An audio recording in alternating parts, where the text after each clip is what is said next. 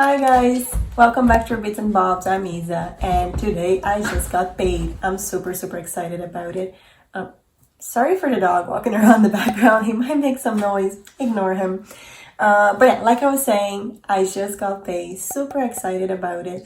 And I actually started using YNAB this month. I'm testing out on the trial period. So I started in the beginning of January. And this is the first time I'm actually gonna go through my salary, putting my income and distribute it in the platform. So I kind of want to show you guys the process so you can decide for yourself if you want to try YNAB or not. And yeah, just to share how I've been doing it. So today, what we're going to do is actually go through my personal budget. I already sent part of my income to our joint account, which is basically where all of our expenses come out of, our joint expenses, me and my partner. But I'm waiting for transfer to complete. So meanwhile, I can actually budget my, what we call my sub salary. So it's whatever from my salary that I keep for myself for personal expenses. So this is my personal budget in YNAB. And let's start by putting in my income. So if I come here to my checking account, we got received today and is income. All right. So let's just create a payee called income. And this is going to go into the budget. I don't need a memo for it. So let's just put 900. This is the amount from my salary that I keep for myself. There you go. Okay, so let's check our budget. 900. It's in there, so we have 900 euros to budget. As you can, let's go through my thing. So usually the first thing I do, rule number one, pay yourself first. Right now, my only goal here, because I feel like I've saved enough money on my savings account, I actually want to redistribute this into different investments. I'm just waiting for the term of the savings account to end so I can remove all the money from there with the interest, and then I'll redistribute it through different investments. So right now the goal that I have is actually to put 200 euros today into ETFs. So let's put that budget that in there. As always, pay yourself first. That's done. Then I actually, for January, I already budget all my expenses, and I don't even think I'm going to use all of this because I canceled my gym. I think there might be still a 10 euro charge coming because it was like my membership was frozen, so I was only paying 10 euros a month. And then I was like, I'm just gonna head and cancel because I'm gonna be in lockdown for at least another 2 months. So yeah, I don't even know if this 10 euro is gonna come out, and I'm gonna leave it there just in case.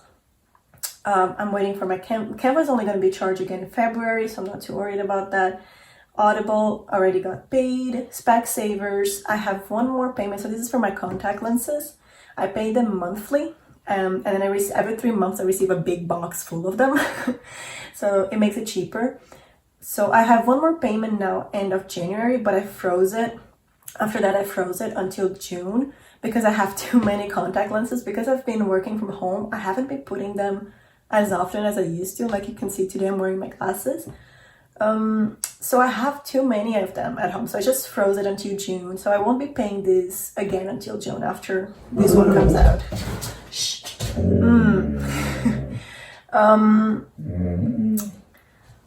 Flynn, I need you to be quiet. Thank you. Thank you, Flynn. So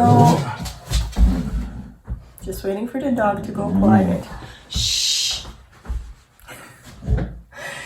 So on top of that, I also have bank fees. So this is actually going to be more than 450, but I'll budget that in February, I think. Because I'm thinking of closing this account, so I'm sure I'm gonna get charged a bunch of different fees when I'm closing it, you know, the quarter fees and whatnot ahead of time. So yeah, let's actually put 20 euros in there. 30, because I hate AIB. I know they're gonna charge me like everything and a little bit more. But I'm closing this account, I'm getting rid of it, won't be paying fees into it anymore. I'm going to an account that is free to keep my money in there. If you are in Europe, I'm opening an Any26 account. It's a German bank. You can check it out if that's something you're looking for as well. In Ireland, specific Irish banks, you have KBC. As long as you keep 2,000 euros lodged in there, you don't have to pay any fees either. So stop paying stupid bank fees, people. I'm telling this to myself as well because I was doing until now. And then my contraceptive pill, I'm gonna buy this ahead. I was planning only to buy it February, March, but I think I'm gonna buy a couple ahead of time. I already got the prescription. The doctor sent it earlier, so I might as well just buy it. So I'm just gonna complete the value for 1 month so I can buy it. All right. For January, everything here is green. I completed all of them. So I'm not going to budget anything else in here. So let's go to February. Let's go back to expenses. I actually already have some covered, but let's just cover them all. Underfunded, 36, cool. So that's all sorted. Even though, for example, Audible, I won't be paying, not Audible, sorry, Specsavers, maybe I remove this one because I know I will not be paying this for a while. So let's put that one back into there. The gym as well, actually, right? Silly. I need to hide those categories so I'm not putting money into them anymore. Okay, so everything else is sorted. Oh, I can actually put the 200 for February in my investments already. So let's go to our sinking funds. Let's take care of our sinking funds. If I do all of my sinking funds, how much is that? Oh, we can cover it. That's good. Maybe I'm being unrealistic with my sinking funds. Maybe I should be putting more money into them. Well, I think it's something that you learn as you go as well, right? Like, you might have an idea of how much you're spending on things, but as time goes by, you're like, oh no, I actually spend a lot more in there. So I either have to do a trade-off or, I need to do an adjustment of how much I'm budgeting where and things like that. So we'll see as we go. We'll see as we go. It's just month number 1 using this, so I could be being unrealistic. Medical, I actually might put a little bit more into medical because I know as soon as lockdown is over, I kind of want to get a checkup on everything. I haven't gone to the doctor in a while. I want to go to the dentist. I haven't gone to the dentist in a year simply because I was like, oh, it's lockdown. I don't want to be going to the dentist at this time. So put some money in there. Traveling, I don't think we'll be doing any traveling anytime soon. But we were planning to go into Scotland in July, August or so. So I'll keep saving for it. If it doesn't happen, it doesn't happen. Right? So I'll actually put 50 in there. John's gift, yeah, 25 for now. It's fine. His birthday is only in September, so I'm okay with that. Friends and family gift. Oh, I actually have a friend who's pregnant, so I might be sending her a little gift. So I'll put it in there. But other than that, we're in lockdown. I'm not seeing anyone, so not really buying any gifts at this time. But yeah, and my family, I only see them maybe once a year or so because they all live in different countries. So usually it's like one big lump sum of an expense whenever I go see them. So that's why it's more of a sinking fund, and I slowly put money into that. All right, so living la vida loca. So this is my Revolut account. It's basically where, the day-to-day spending comes from. I actually think I have tons of money in there that I'm not going to be using, like I said, for the 1,000th time in this video. Lockdown. But let's fund some stuff. I definitely want to put money into book and courses because I want to buy more books for the month of February. I don't really have anything else that I need, but if I were to put money into all of them but brunch and dining out, no, definitely not enough. Let's put a little bit into it because I think right now my sinking funds for the savings are more important than this bit because I'm really not going out and spending any money. Like, we're getting maybe 3 takeouts per month. So, and we split it, so it's not that much money. But let's put 50 euros here. Let's put 10 euros here because I think I spend more money in coffee than anything else. I just enjoyed, like, every time we go walk this guy, you know, for a little bit, we walk and then we grab a coffee somewhere and we walk some more. So really enjoyed that. Clothing, I don't have any clothing that I want to buy. I'm just gonna put 10 euros. Tech also, I don't have anything I need to buy tech wise.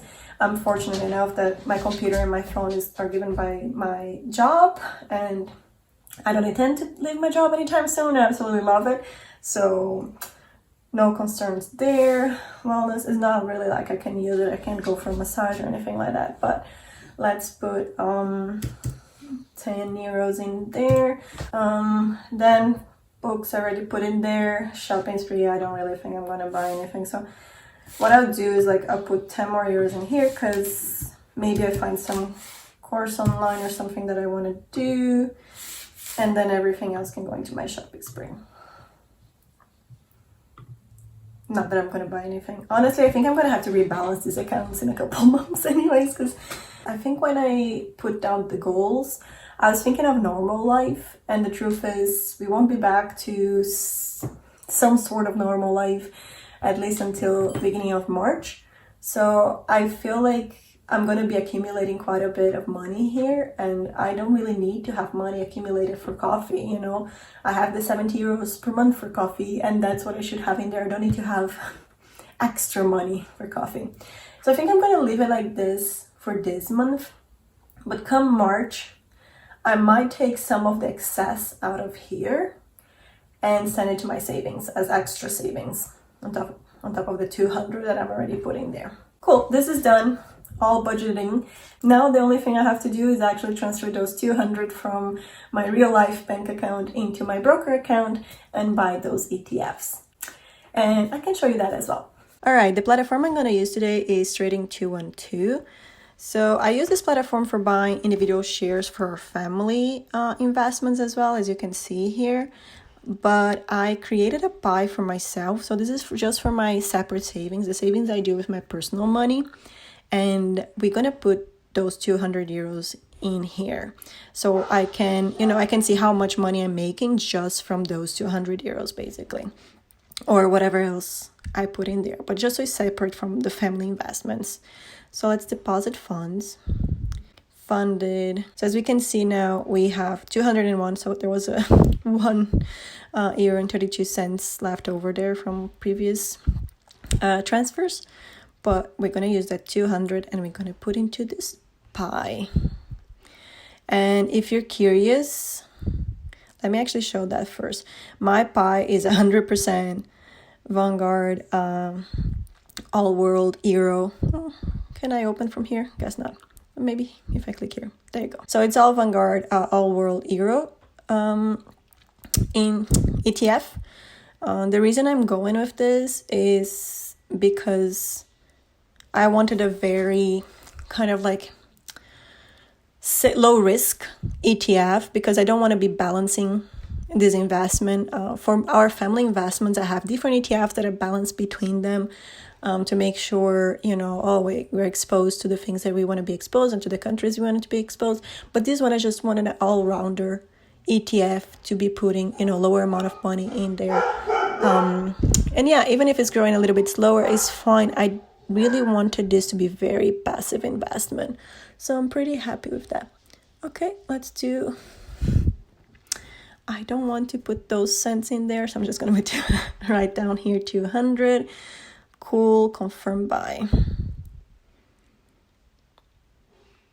Boom, done.